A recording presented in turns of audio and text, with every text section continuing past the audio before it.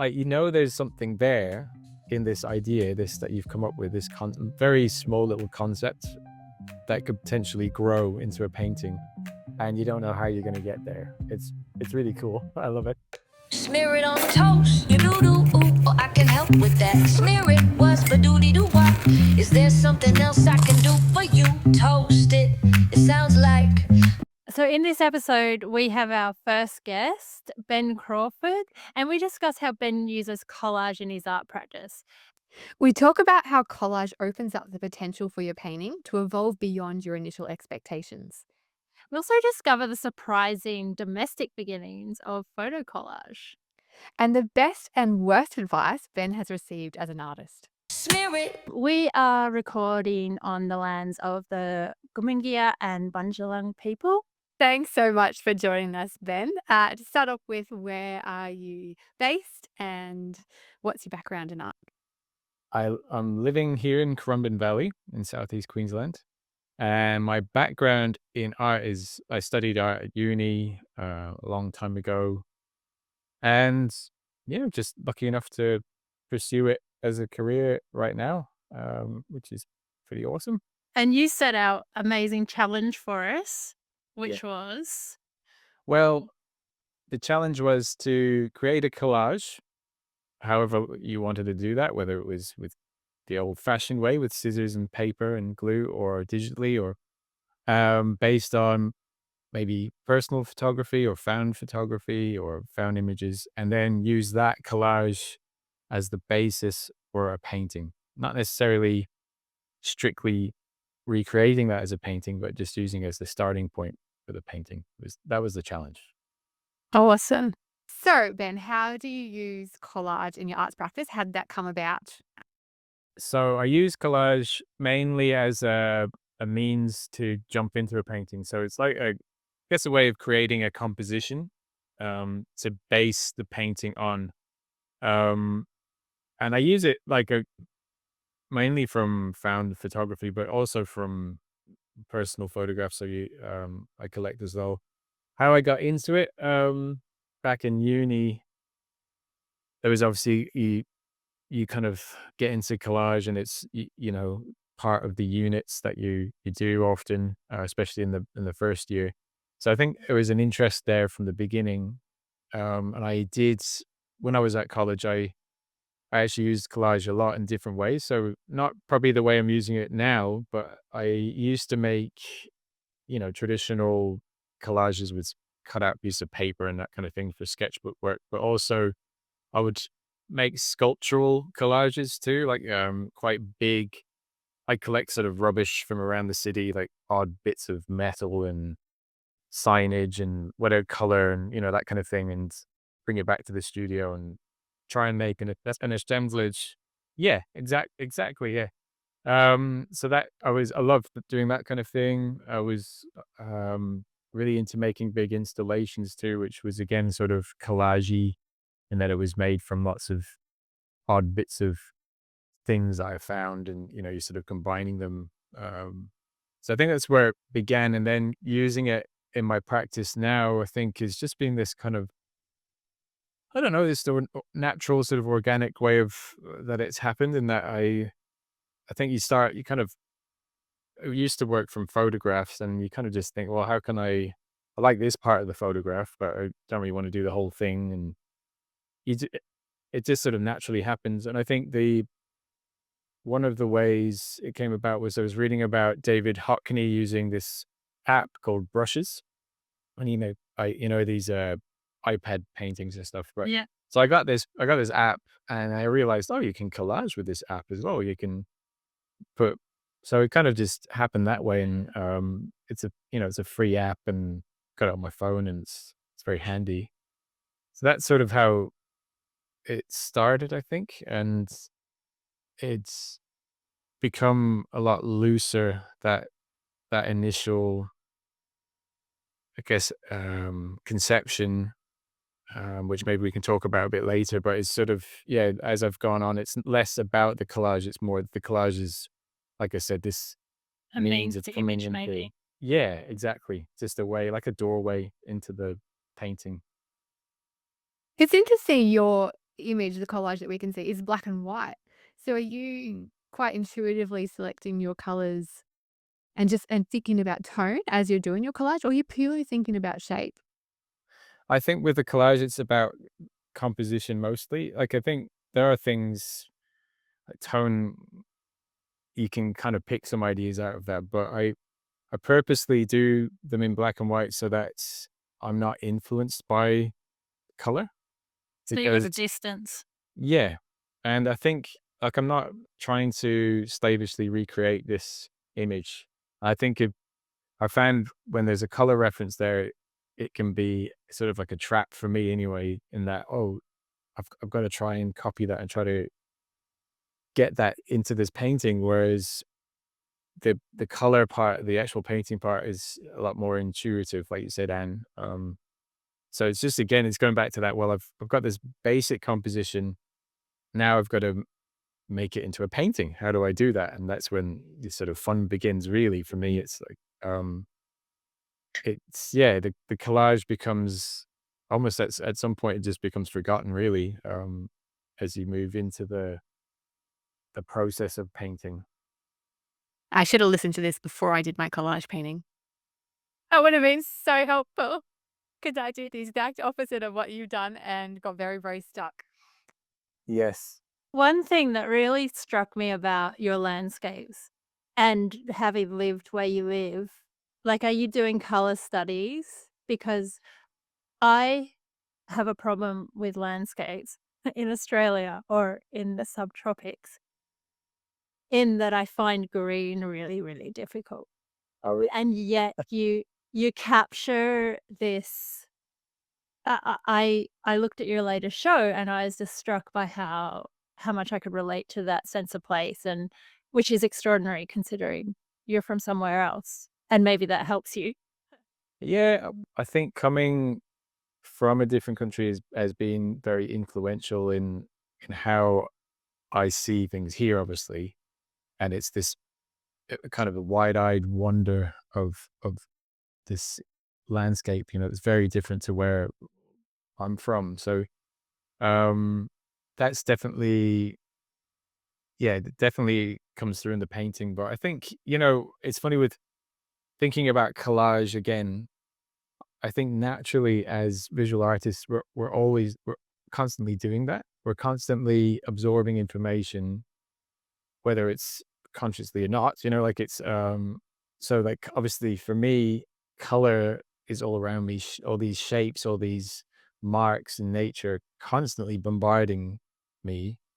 And I think that's probably why I don't work from like a color reference, is that that information is there just bubbling away. And that feeling, I think, is more what I'm interested in kind of conveying, that this is my response to this landscape and how it's made me feel, rather than this is the landscape I'm trying to copy and like a photograph and recreate. If that makes sense. Like it's, yeah, so the collage is very helpful that way, because it's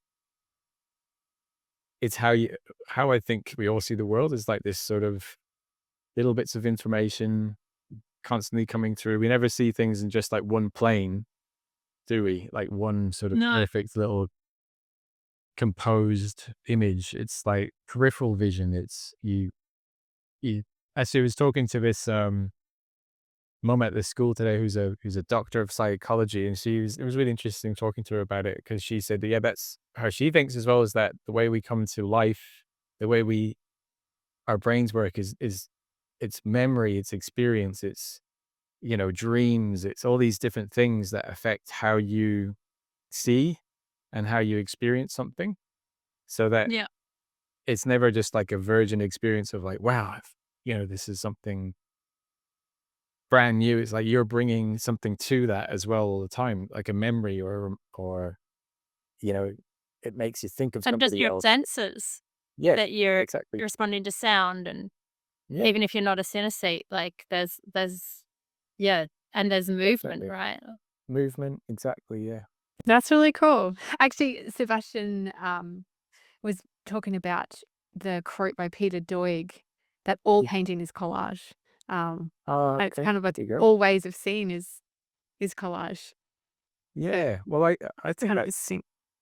oh, he's one of my favorite artists, Peter Doig. So I never heard that quote before, but yeah, I think that's true.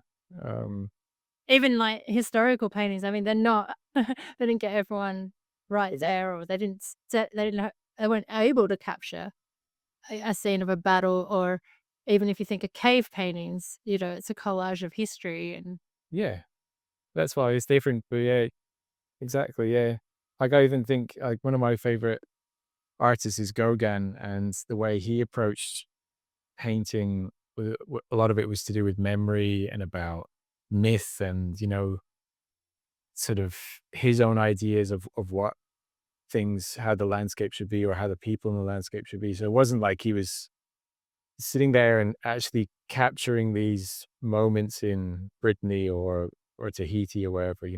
It was this big mixing pot of ideas that he was bringing to the painting, which I think is really interesting. It's like he was more interested in telling a story, I guess, really, and taking all these elements from his life and his prejudices and his, what he thinks, how he thinks things should have been, and just incorporating that into the painting.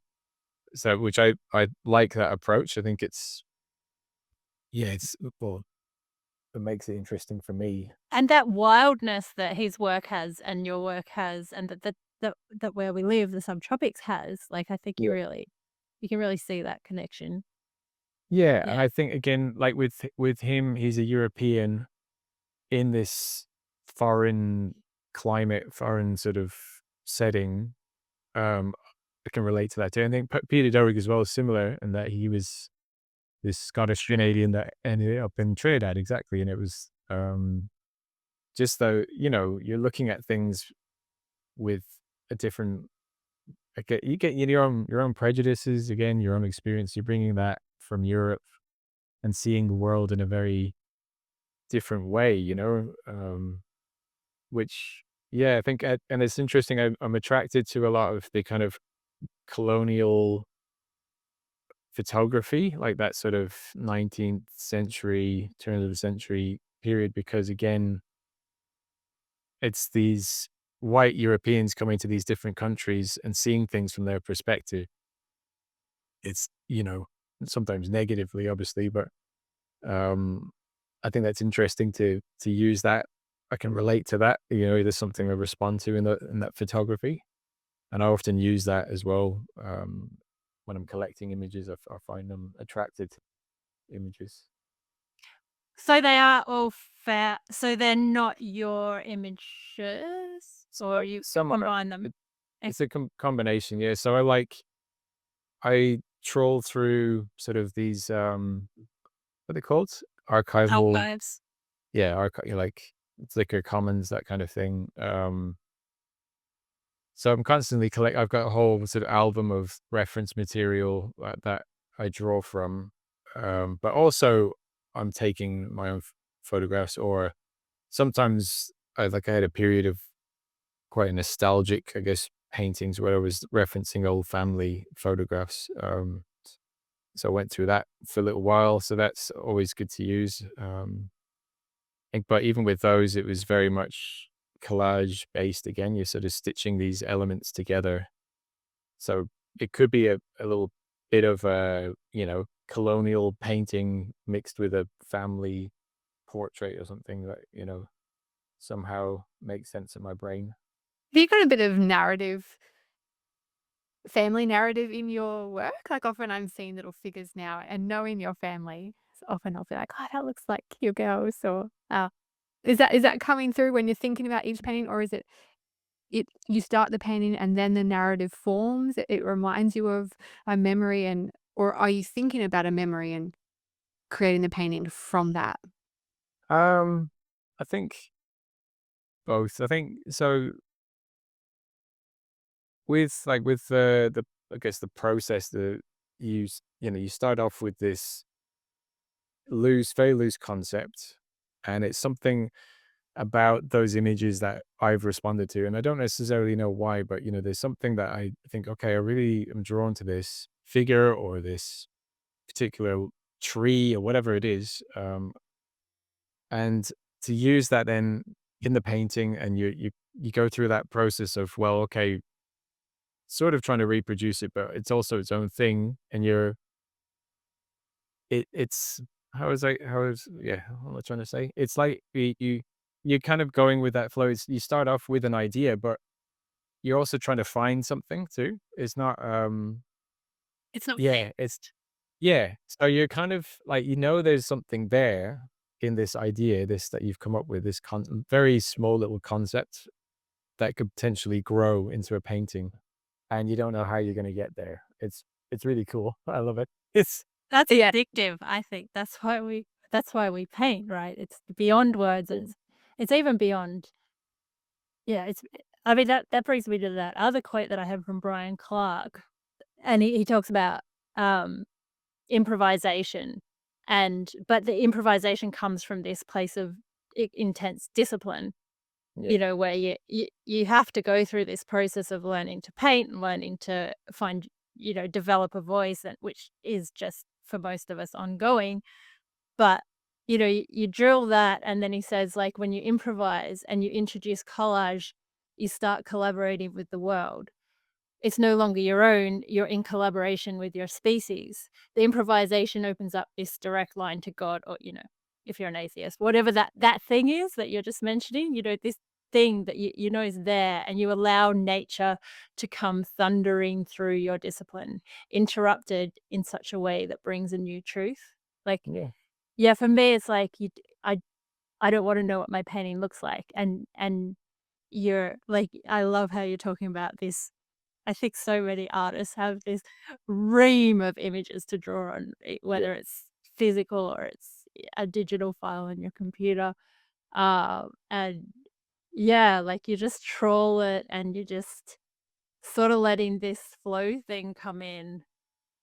yeah. And yeah, for me, I don't wanna know. Anne's a bit different with the way she works.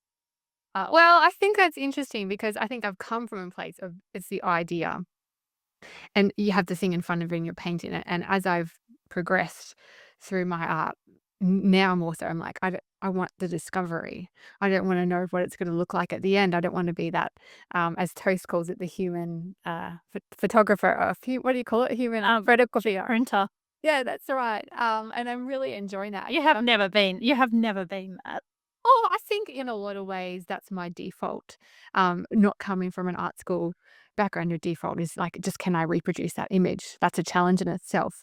And then once you've risen to that challenge, I think then it's like, okay, well, how can I have fun with this, and how can I deconstruct it or push it, or just the process of painting and the discovery is what I'm really interested in now. And I was listening to an interview with Adam Lee, another great Australian artist who I'm only assuming that he has some form of collage in his work as well. But he made this quote, and I wrote down that if you're sticking or tying to the original concept or the original idea of what your work is going to look like, you're actually working against the work. The process is more important, and it's the exciting part, not the actual idea. So Yeah. you might start with that collage image or idea, but in the process of painting, it takes its own form, and you've got to Yeah. allow it to do that, which is what I didn't do in my collage. We'll see. But anyway, I'm I loving. I agree. I agree with that wholeheartedly. And because I think for me, you go in painting is like a conversation between you and the canvas. Sounds really oh, you guys know what I'm talking about, but you're artists, you're weirdos too. And most of our audiences as well, so Well, it's but true. there are a Like, few that aren't. okay, well, for you, that guys that aren't, it's weird because yeah, you think, well, you're an artist, so therefore you need to control every aspect of this process, but so much of it is a to and fro between you and the paint and whatever's happening there, the kind of random happy accidents that are happening. And also, I think just as you're going along, the painting starts sort of dictating things to you as well, which is again kind of odd, but it's when you start pushing against that that usually the painting fails. I think, Yeah. and it becomes a slog. And It has its own life and its own needs, right? So you have to I sort of, talk about it as being this teenage painting, and instead of like trying to box it into this is how you need to be, you're like, well, okay, what do you need? And allow you to be something separate. Like obviously don't have children, but no, that's being a a good way. teenager. Look, yeah. Which again, like going back to what you said about the concept, and is that yeah, you start off with this idea, but if you're just sticking to that, and you're really limiting that, it's like a one-sided conversation. Then it's just like, you got to listen to me. This is my thing, and I'm gonna do what I want. Whereas you want to have that back and forth, otherwise it gets very boring. Right? And I think that's why collage is really useful because, like, on a very practical level, what I'm trying to do is set up the conditions for that to allow that to happen. And like, I love that you do it in black and white, because it introduces that distance and allows something else to happen. Because that whole tyranny, and we've spoken about this before, that whole tyranny of the model. Um, where it's like, yeah, you're a slave to the image and you're not allowing it to speak. Yeah. It's something I really struggle with. Well, let's look at an example of exactly that. I figured I'll show you mine, Okay, let's do your struggle. which you should go. Yeah, it's this one's not for sale. It's going straight to the bin. No, oh my gosh, I'm going through your garbage. Smear it on toast, you do ooh, oh, I can help with that. Smear it was for doody doo wop. Is there something else I can do for you? Toast it. It sounds like If you're enjoying this episode, could you do us a favor and share it with just one other person? It's a small thing, but it really helps us grow. And while you're there, while you're clicking on things, could you give us a like and subscribe and join our newsletter to stay in the loop? And if you want to join in on the fun, use the hashtag Smerdon Toast to show us what you're working on. All right, let's get back to it. toast it, shoo doo wop. Smear it, wop wop, ba doo be doo wop. Do wanna see the toast that smear, smeared on toast. It's the horse cow.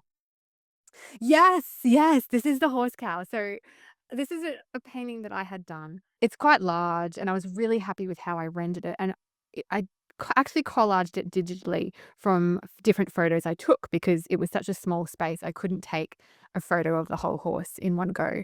And I kind of like this idea of splicing it all up and creating this disjointed kind of process. But yeah, 3 people have referred to the horse as a cow. And I realized that, yeah, I do need to fix the perspective of it because it's got different angles and multiple perspectives. And I've tried to piece them all together as if it was one.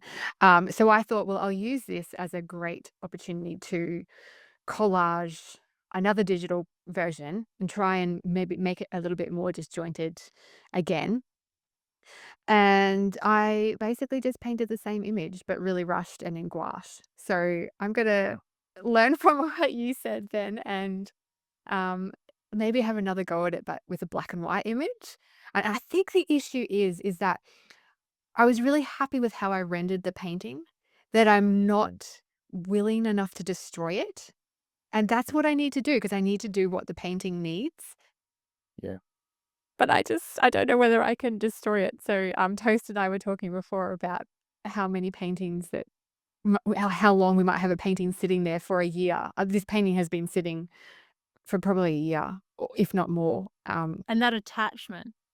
Yes, I'm so attached to it, and it's personal to me because Okay. it's the horse and the girls who own him, and I've known them for years, and I rode him for 9 years, and um, it's hard to let go, but I need to. But yeah, so I'm willing to take any tips on that you might have on how to let go when you need to fix a Gotta let painting. go. It's funny you should say, because again, it kind of goes back to that collage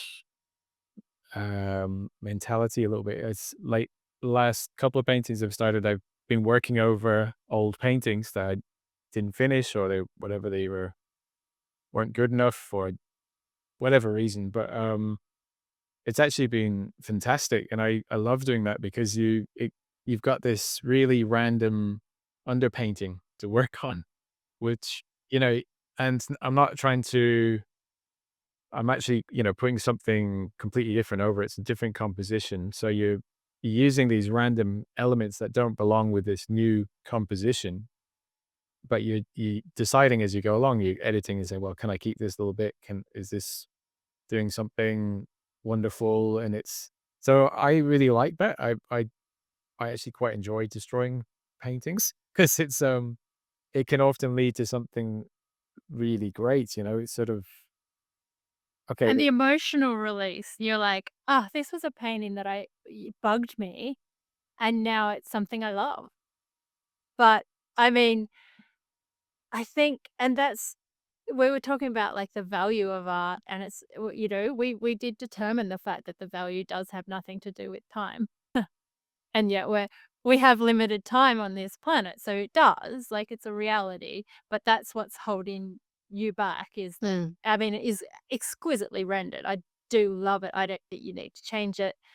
Um, but yeah, I mean, if you're not happy, destroy. Yeah. But then there's always the risk that I'll be even more unhappy with it. I think. And that's okay. Then you have another day to be happy. Yeah. I've There's got always another another day. quote from Adam Lee. I think it was him anyway. I'm gonna say it was him. He has all the good quotes. That every time you start painting, you're bringing the baton from the previous painting with you. So it's like all those Mm. mistakes, all those things, good things you've learned. Well, you're bringing them to this new piece, and it's just never ending. It's like this relay race, painting to painting to painting. And I think that is, for me, that's sort of what it's about. It's like you make a painting so you can make another painting. Isn't it? It's not, well, that's the one and I'm done now. It's like, okay, well, that's great. That's over with. What did I learn from that? What can I bring to this next one? It's like it's just that studio practice is never finishes, which is And you wouldn't really want it cool. to. No, no. That's our whole I sometimes think that you sometimes you have to paint another painting to teach you how to go back to the other painting. Yeah, that's true. Yeah. It doesn't always work for me because I'm usually quite over it. But, yeah, sometimes I have to just leave it and go do another one, and it will teach me how to solve the Yeah. problems in that previous one. Yeah, well, I think that's true. I found that I've got a few, maybe 2 or 3 on the go at the same time. That's similar in that you're getting stuck on one, you just turn around and you go to another one, you go, "Oh, I know." Suddenly, and you come up with an idea how to solve the problem in the other painting because it just comes to you for some reason, like you've kind of relaxed and stopped thinking about it. And yeah, it's really, I think that's a really useful way to work if you find that frustrating. And I think you're coming back with fresh eyes too, if you can kind of rest it and And not think about it. stasis is kinda death, like, it's like that like, on a very practical level, actually moving through, actually if you sit and you can't think your way out of a bad pain, you kinda just gotta move the brush. Um, even though, I have to tell myself that all the time. Have you, either of you, got like an arsenal of tools in your toolkit that when a painting is struggling Hmm. or you're struggling with a painting, um, that you turn to? Like I noticed, Ben, in your time lapse there, you flip the painting upside down to work on it. Is that like one of the ideas you use if a painting's just not working? Is there any other tools that you use? Yeah, that can be useful. I think, yeah, changing how you look at a painting. I think even sometimes I found using collage again. So you think, why is this painting not working? You take a photograph and then you start maybe adding elements in or taking elements out and think, okay, how's this going to look if I take this figure out, something, or add this tree? That can be really useful. It's sort of a safe way to sort of experiment without wrecking anything. Um, yeah, I don't know, but I think I find having a rest from it is really the best thing for me. Like I just need to not and it's hard because especially when you've got a bit of a flow going, to stop before you make a terrible mistake. It's a it can be, yeah. But having said that, you both work in oils as well, don't you? Yeah, I was gonna ask if you were working in oils. Yeah. So Yep. I work, yeah. I usually do like an acrylic, just ground color and then work in oils, but they're very So the familiar. I wash think. that you did halfway Yeah. through, was that Yeah. a linseed wash or a Yeah. medium Yeah. just linseed or? I think it was just like a medium with a bit of terps.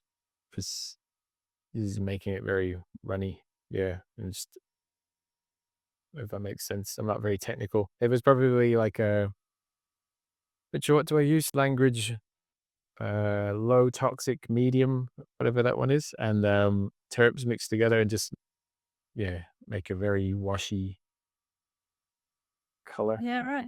Yeah. Because I I used like to to do that when I worked in mm. acrylic, but oils, I just sorta I don't know, I've had problems, so Oh really? I go for a wash to start with, and then I just try and cut out I'll maybe add linseed with a bit of solvent mix, but I try and keep it as simple as possible because it just Yeah. ugh.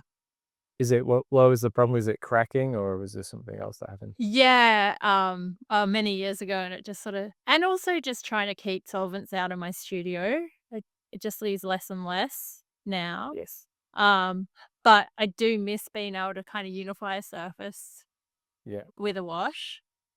Yeah. Um, Yeah, but that it's I mean, it's essentially a glaze, really. That's all it is. Like, it's not, yeah, but yeah, I don't know the way around that for you, unless you can do it outside, can you? Or Oh, yeah. Yeah, it's just keeping the fat over lean kinda thing. yeah, no, I haven't had any issues with it being a problem as far as the surface, yeah, affecting the surface or anything. Or yeah, I don't know. I work quite thin anyway, with my paint, so that probably helps.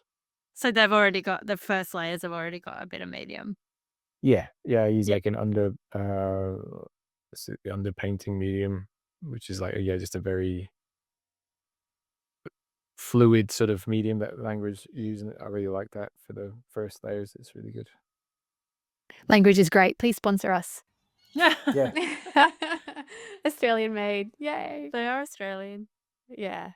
That's pretty cool. they also do acrylics now, which are really nice. Wow. Yeah. I've strictly never used acrylics, but maybe I'll have to give them a try. I think this is really successful, how your painting has developed here, Anne. Well, but the thing is, I think I've just painted the same painting, but just messier, less rendered. Um, I mean, there is elements and there's marks that I know when I go into the actual one, those marks are telling me where it's going to be disjointed and broken up, and perhaps you can't really see it at this small scale. But um, yeah, it was a helpful process in letting me know that I need to work more on it.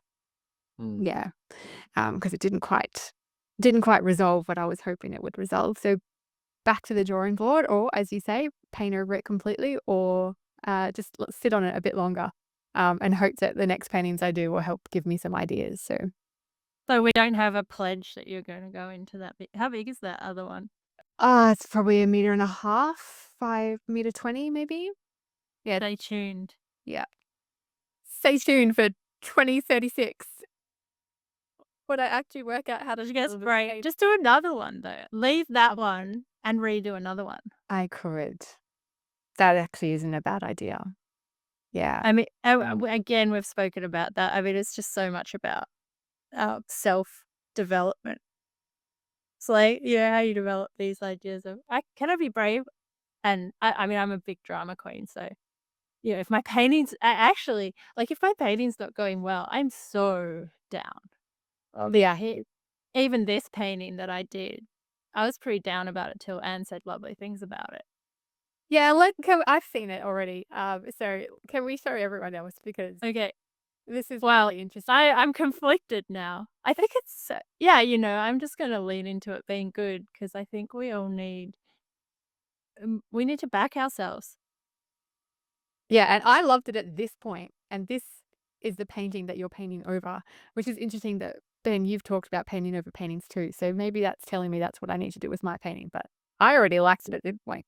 I think it does because this painting's been kicking around since I lived up your way, like 3 years ago. And I'm just not the kind of person that's gonna go back to it. That they do my mind moves on, and again, your skills move on. So that there is that window of when I can go back into it. Um, and I just had way more exciting ideas, and like you, I'm really like I have to start with sort of like this compositional idea. Yeah. And I've been talking about introducing verticals into my work. And like I do love to live on the edge, so I like to try things I've never done before on camera for our podcast. Um, so the absolute painting no-nos is like that real divide the canvas in half with a strong vertical. Um, and it's funny because speaking of like that peripheral vision and memory, I was Mm. thinking of like a Yugo painting that has the stick. And I think I confused it with the other Yugo painting where he's got that tree. And there's also like a Peter Van Dyke painting where he just puts this tree smack bang in the center. Okay. And I'm like, okay, how can I make a painting with that real central element? Just to because it's painting is not hard enough.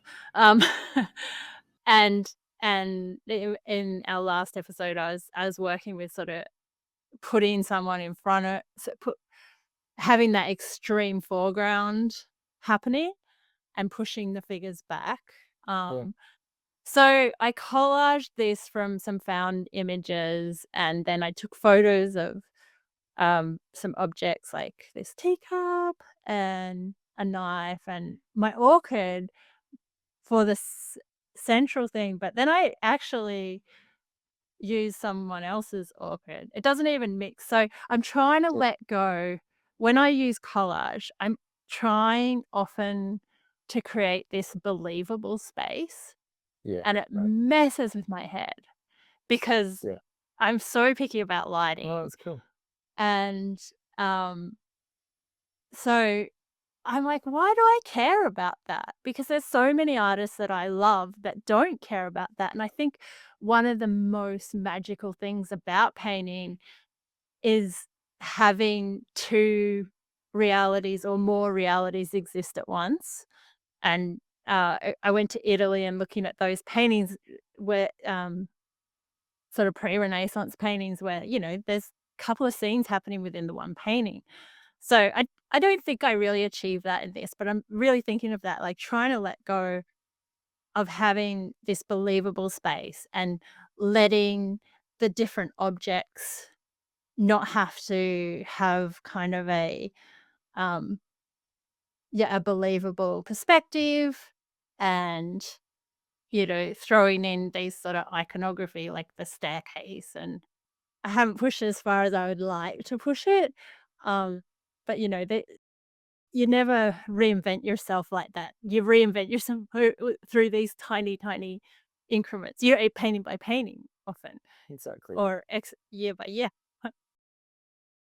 And I had a real problem with this because just been trying to use up some paint that I never use, and like you, I love painting over old images because I love texture, I love the patina, I love the surprises. I mean, most of my paintings they got, like, quite a few paintings under them because Yeah. Yeah. I know I never finished a painting. I'm getting real abstract expressionist vibes from this like de Kooning. Well, Yeah. I don't know what maybe Okay. the palette is quite de Kooning-ish, but Yeah, it's interesting. It does start off because I've seen the finished result. It does start off very abstract. mm, It really for a long time, it appears as an abstract, and then it all comes together with incredible depth in, which is something I find that a lot of collage work doesn't have depth. again, with the poetry, is it Magritte? It's like, the poetry of, like, um, um, an ironing board and a something else. Like, so you just getting these two disparate objects and you put them together and then there's this, the metaphors just flow. And that's what I love about collage, and I'm never trying to make a painting about this. Yeah. I'm like, let's just grab some elements Yeah, and exactly. Yeah. and I'm It's that free thinking association, isn't it? and I'm thinking we're a similar age because like I went to uni in the 90s, late 90s, and it's like remix culture was like Mm, how we grew up, the Beastie Boys and yeah. um Mr. Bungle and like within our music, and like I came to college. I realized it was even before that because in high school I was living like with some straight edge punks who were really into like zine culture. So collage for us was like Yeah. making zines and you know feeding the homeless and putting interacting with culture. Like a photocopier was my main tool. Like Yeah. I would like I got told my studio was a fire hazard. I did a bit of collaging actual paper on canvas, but it was more this like I was knee deep in imagery. I just sort of pick it up and it was very important to translate it through me, Yeah. like and but it is just like a response to is it insane that I'm saying this now? Because back then I'm like, we are saturated with imagery. And now we have like these both like the saturation has just gone off the Yeah. Richter scale. But my artwork came out of, and I ended up doing more performance and sound art work. Um, but yeah, my grad show was just like a bunch of paintings that would just pull the imagery from anywhere and stick it together and Yeah. let the poetry Yeah. emerge. And Toast and I were talking about our favorite painting from your latest show, Ben, which has a huge amount of depth. It's got a swimmer in the foreground, and then you've got a middle ground and a background. And I believe it's actually a square. Was it a square? She got a lot of squares. Yes. I like squares. Oh, wow. Well, We don't want to touch the Really? squares. Yeah, They're really hard.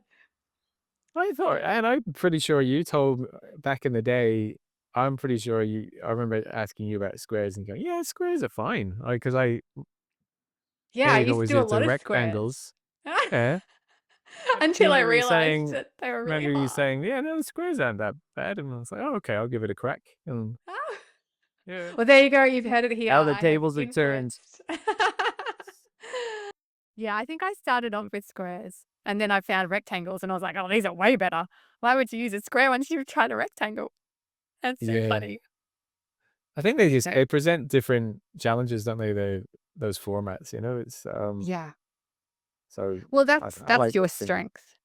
Yeah, I think that's your strength with using the collage because squares are really hard to balance because they're already even. Everything's pleasant about them already. Whereas if you have a rectangle, you've already got that tension of one side's longer and one side's shorter. So already you're starting off with some interest. So to make a square interesting, I think is actually really hard. So um, kudos to the collage technique because it's really Oh. working the squares. That was an interesting one to work on because it was I think very much the concept was there from the beginning, and that I wanted to make a painting about the rock pools, basically, here in Crumban. But it wasn't at all based on the rock pools. Like I didn't use any imagery from down there at all. So she was about just kind of that feeling of what it's like, and I guess almost like an imaginary take on it. But yeah, using the collage was very useful to build that kind of fantastical landscape. And yeah, but even with that, like as I think the original concept for that, so like the original collage was quite different to the outcome in the end. Like it probably didn't have as much depth as you was saying. It was quite it was almost just like a foreground of the swimmers, and then this sort of plain just behind them of trees, and that was it.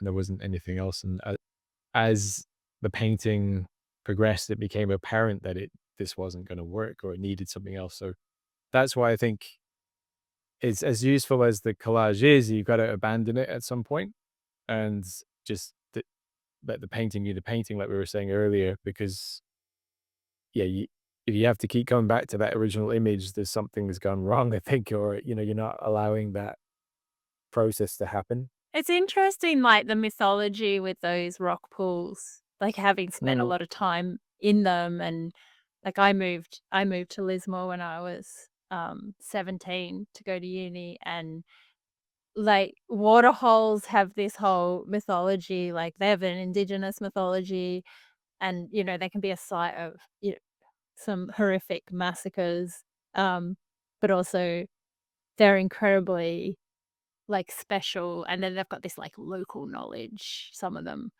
Um, and They're also very attractive to bogans. So it's well, that's what I was thinking with your and I find, like, living on the Gold Coast, like, it's, not exactly the art capital no. of Australia, and there's a lot of violence. Like, I left because of the violence in the surf. Oh, Um, really?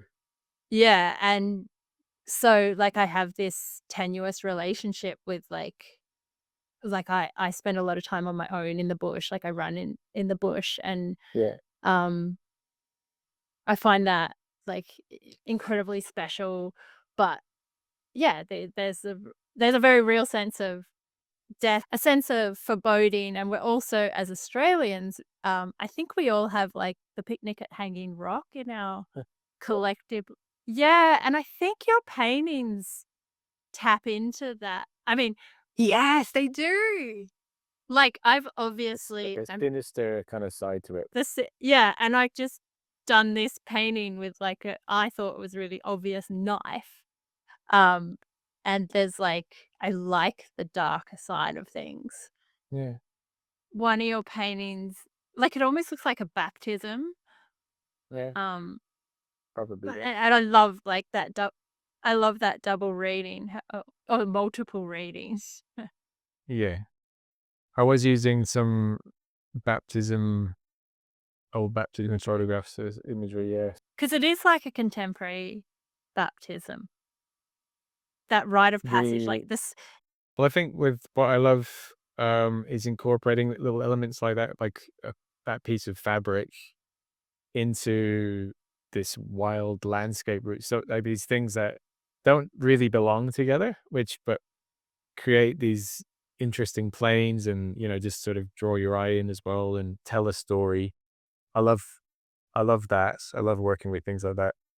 It's a kind of a motif that I come back to. This one,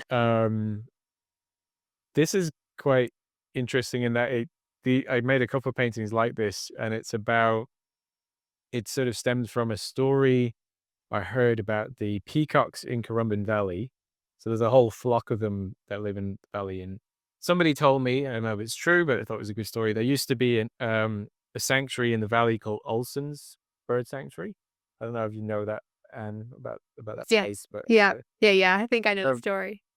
I'd never heard about this place, and it's like, "What? There used to be a bird sanctuary," and they told me where it was, and it's just somebody's property now, but it's like, "Oh, wow, I wonder if there's," my mind is going, "I wonder if there's any sort of bird cages left in this property that are empty," and just, like, uh, really kinda sent my imagination to overdrive. I was like, "Oh, that'd be really cool to make some paintings about that and sort of try and picture what this place is like," and so that's where that came from, and that is has nothing to do with anything in reality, but just this sort of combination of story, of, my, I guess, experience and my way of when I'm driving through the valley, what I'm thinking about and what I'm imagining too.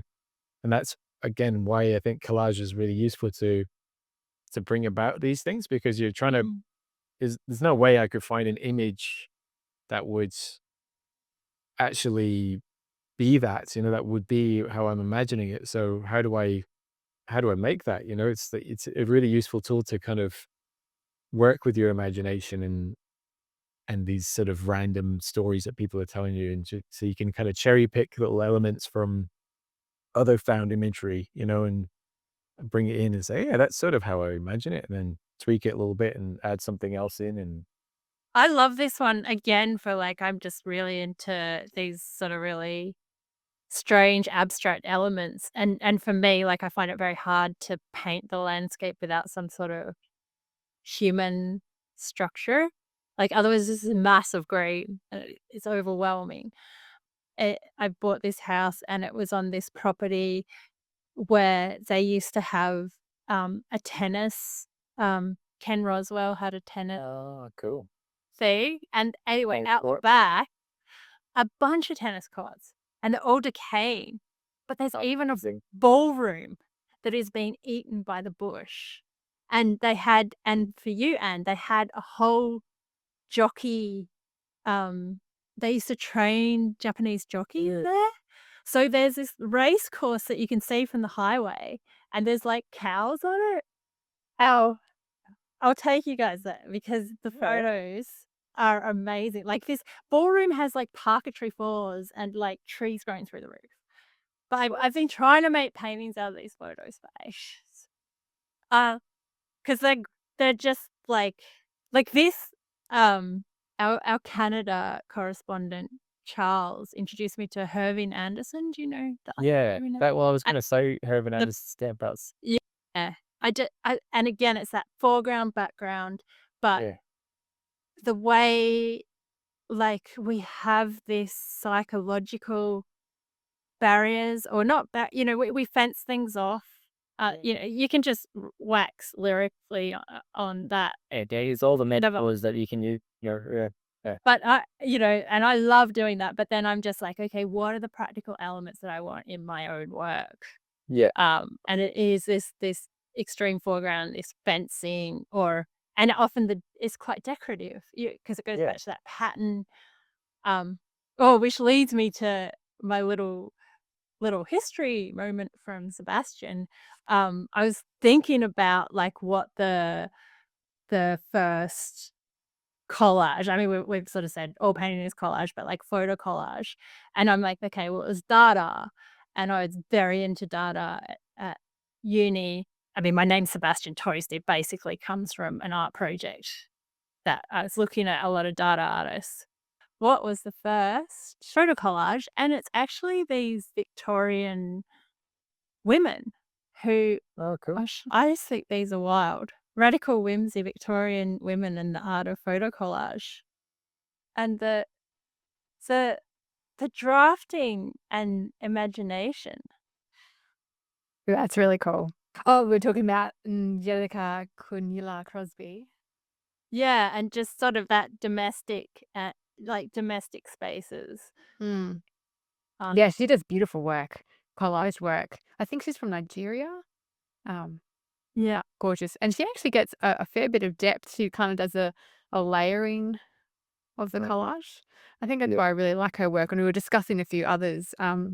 Miriam Shapiro, Toast mentioned, was known for femage or like a feminist kind of collage. But I find her work and a few others quite flat. Whereas I really, really liked Angelica's. Yeah. And these are gorgeous. But they're wild, right? Like, they're so cool. Because and this is not long after the invention of photography, Mm, and you know the creativity in them and the making. that one's I mean, here's a narrative. Like it's Yeah. or a story about like a woman finding like all her husband's ex-wives have been like Bluebeard, is it? Bluebeard. Yes, Yeah. yeah. Yeah, that's what they look very illustrative. These like they were gonna almost like they're graphic design for some book or something. Yeah. They look like they sort of A narrative, or Anne said, like it's like the original scrapbooking. yeah. But I think the creativity in it is just it's very cool. So when was this? This is Victorian. Yeah, Is it so what? 1860s. When was Alice in Wonderland And written? you can see a massive influence of that. Yeah. It Yeah, there's even ones with, like, playing cards and toadstools and, um, yeah. I just thought I don't know, I like this podcast because I get to learn things. They're fantastic though, yeah, wow. But I think you're right too, Ben. I think Alice in Wonderland was published in 1865 by Lewis Carroll. Oh, there you go. So So they're all just similar time taking period. LSD and doing these incredible there's a lesson wacky in that things. for all of us. I think caffeine would be enough for me. Maybe I'll just have a coffee and then do my painting. See what happens. Oh, but even just looking at paintings for me just gives me that kinda like, I was thinking about all the paintings that and I was wanting to ask you about that. So you grew up in Cork, because Mm. growing up in Australia and then me going to, like, a country university, like, I grew up in the art capital of Australia, which was Melbourne, and decided to study in, like, this um, rural university, and so Mm. access to the physicality of works of art was not a thing. Like, I experienced it all through books, Oh, I see. Yeah.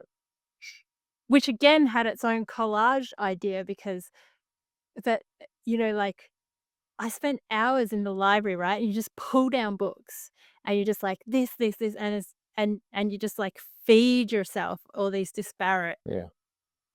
ideas, and people don't go to libraries anymore. Like, how do you get that? Do they what, even in our college now, they don't do that? I don't 'Cause that was oh, okay. Yeah, I don't know. I I think they probably have access to them, but the tendency, I think, for most people these days is quicker and easier to go online. And I guess that's a collage in itself. Yeah, it's still this disparate. It is, but it's yeah, got light projecting through it. It's not the same looking at something on a screen and seeing the texturalness of the real thing. true.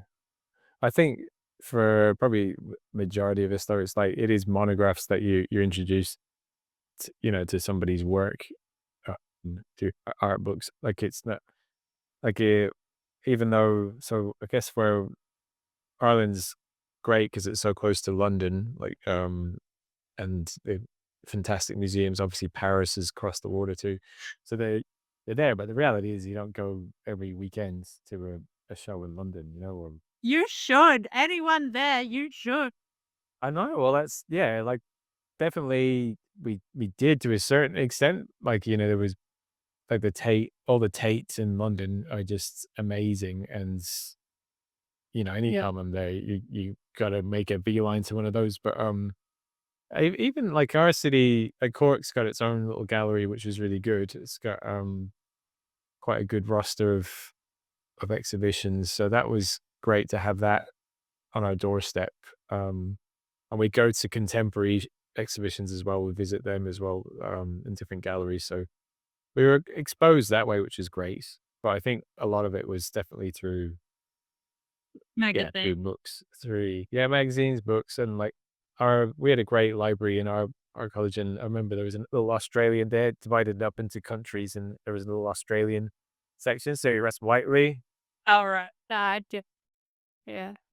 Well, see, we're way down over it. Yeah, but You can't be weighed down by him. He's Oh, brilliant. really? I'm not. Yeah, I'm okay with him, but I'm not. I think I I'm not a fan of all his stuff. I think he had a really great period in the middle, and then he just sort of went a bit off personally. But Too much else. sweet, sugary, then probably I think something went awry. But yeah, no, It's like not interesting. being able to see a work anymore, like, because of its popularity. Like, Oh, wait, I went to one of my, like, extraordinary experiences was in the Munch Museum in Oslo, and I had no interest lucky in you. Munch. Oh my god, and they've changed it, like, this is 10 years ago. They've now built a new one, Really? and it was amazing back then, so I cannot imagine, and I need to get back there. But the scream, right? You can't even see the scream because it's on and same with Van Gogh and water lilies. Like, yeah, I feel like that with Whiteley's work. I can't even really appreciate or see it because it's been on too many tea towels. Yeah.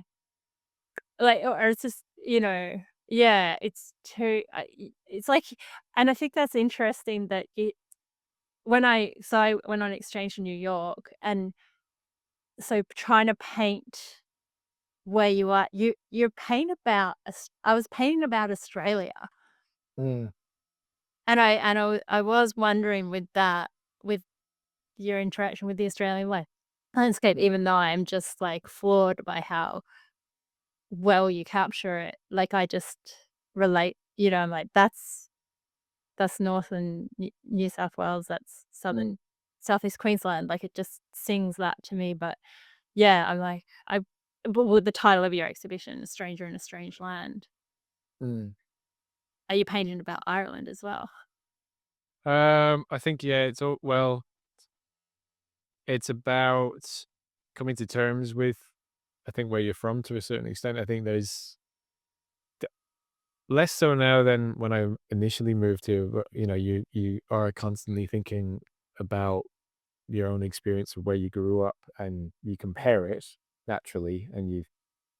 We But experience through comparison, don't we? That's like, yeah, that's how we yeah. be, I guess. But yeah, now is cut quite. This is definitely home. Um, but yeah, I think you're just like it goes back to that thing again, just the idea that you don't when you come to view something or experience something, you're bringing all this stuff with you, all this baggage with you, and all these previous experiences and memories. So, um, I think I can't help but experience the world as a stranger, and it's always going to be a bit of a strange land, even though I've lived here for like 14 years now. It's still surprising me, and I'm still pinching myself every time I see a kangaroo jump in front of like, oh yeah, that's right. I'm in Australia. There's little things Get a are kick out of cute. that too, though. I grew up in a city, so I'm still, Okay, yeah. okay. And they're just the weirdest animal, like platypus, kangaroos. Oh my god, got a lot of you got a lot of weird ones, all right. But it's good. I really enjoy that. I get a kick out of it, and yeah, it just makes me happy, like to experience those things, and that I live in a landscape full of those magical sort of things, like and that's I think to a certain extent that's what my painting's about is like kind of celebrating those little moments that you know magical in the loosest sense of the term, and that it's like just ordinary things, but and it's little details like that, like there's I love seeing like these patterns that like when a tree, like when all the leaves that belong off a tree, and you suddenly got all these little points of color that floating through the sky, that's just created this pattern in this random way. Things like that for me are really magical. Or seeing smoke in the distance, somewhere in the valley, and you don't know what's happening. Is there a bushfire? Is that somebody just cooking their food? Is it somebody is it just the is steam chimney from the morning sun? steam? Whatever, there's all these mysterious things that aren't really mysterious, but at that moment they are, because you don't know how they've come about, or you can't explain it, or you're just struck by it. And I love that. And I think again, you with collage and just thinking that way, you're trying to bring these elements in to the Yeah. paintings, and you can never find an image that would contain all that, like No. a photograph. Or you can, I guess you could draw it, but it would be similar his way of thinking. You're just bringing in these things from your memory, and trying to draw it and then make a painting from that. But yeah, I just love that. And I think it's hearing how other or seeing how other people interact with the landscape as well. Like whether, and you were asking about, are some of the paintings about family, and they are. It's like, I've got two girls, and you see things through their eyes a lot, and how they play and how they interact and how they see the world, even from their vantage point. They're a little bit smaller, and you can think, wow, everything must seem so much bigger and more fantastical and new, and it's that's a really, I love thinking from that perspective and trying to capture that as well. That sort of childlike feeling, I think. And what I love is that your paintings allow us to experience that. Like, I feel like my curse is that I surf and I run. So I surf in the morning, I run at night. So I can't paint during those times. But I was running yesterday after looking at your show, and the world was just lit up. Like, I saw the leaf patterns, I saw the pink No, coming that's through. nice. And like that is why I just love, like I said, I get an out of body experience when I look at art, because it amplifies the world for me. And I just think that's so thank you. Time up back of your painting. It's what I think, that's what art is about, isn't it? It's about communicating something that you can't communicate in any other way. You can write it, you can sing it, can't talk about it. But and then your response is very unique to you, and that's awesome. That it becomes this other thing, doesn't it? Once you kind of let this painting go into the world, it's like poetry, isn't it? It's the same. It's no longer yours. It's like, well, and then just hearing that is lovely, because then you think, well, it's good. That's what you want to achieve. You want people to interact and respond in some way. It might be different to what you were thinking, but that doesn't matter. That's not the point. It's You let it go out there. Yeah, and there's something contained there which you can't really put your finger on it. There's a story, there's a narrative, there's something that obviously I've responded to, but Yeah. somebody else is going to respond in a slightly different way, perhaps. But it's just And in 100 meaningful. years, they're gonna respond in a complete, like, these things live. Like, look at the way we respond to these ancient paintings. It's Exactly. completely different, but so enriching. Like, So how can people respond to your work, Ben? Where can they find your work, and what have you got Uh, coming up? I like that. That was a really good segue. That was cool. it's great. Um, um, so in Australia, I work with a great gallery called Boom Gallery, and they're down in Victoria in a town called Geelong. So they are just wonderful people. I just had a show which closed on Saturday, um, which is what you were looking at on the website. So they've still got a couple of works there. I have some works in the UK as well, in a gallery called Candida Stevens Gallery. So she's got a few paintings over there if you're in the UK. But my next show is in November with Boom again. It's going to be a landscape show. It's a group show with a few other artists, so that will be really cool, because I don't generally just do straight landscapes. It's usually got some kind of figurative element in there too. So I'm enjoying that challenge, just to try and tell a story about the landscape without any. Well, there's probably some architecture, but no figures as such, which is good. Sort of set a bit of a limit for me to work around, and limitation, I mean, to work around. So Yeah. it's been Awesome. fun. Yeah. Mm. And also your back catalogue, if people want to look, is on Ben's website, bencrawford.com. Awesome. We have one last question for you, Ben. Oh, yes. What's the best or worst advice that you have been given? I've had lots of really good advice, thankfully, over the years. I was thinking about this. So back to Adam Lee, everyone's favorite Australian artist. So when I had my first solo show with Boom, this is a few years ago, I cheekily contacted him on Instagram and said, "Oh, if you're in the Geelong area," because he's friends with gallerists. He went to college with uni with them. Anyway, I said, "If you're in the area, would you mind popping in, going to see my show and critiquing it for me?" So I was like, That's "Be cheap." I know, and he did, which was amazing. He actually very generously went in and saw the show, and he wrote me this big long message on Instagram, which was so nice, and it was proper feedback, not just, "Oh yeah, great work, love it." So best things he said, which I took on board pretty much straight away, was think about the quality of the materials you use as an artist.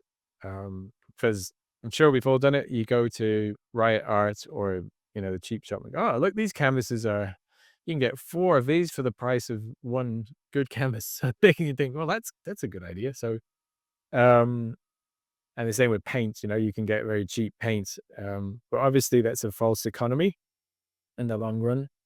Um, with that particular show, for instance, I had worked on fairly cheap canvases and I had all sorts of buckling things going on with it. I had stretchers and I had to pay to get them re-stretched. And, it was yeah, it was a expensive learning curve. But and even with paint as well, as you know, there's paint and there's paint. So it's worth, I think, if you're an artist and you're taking yourself seriously, just invest in good quality materials is really, really, really good.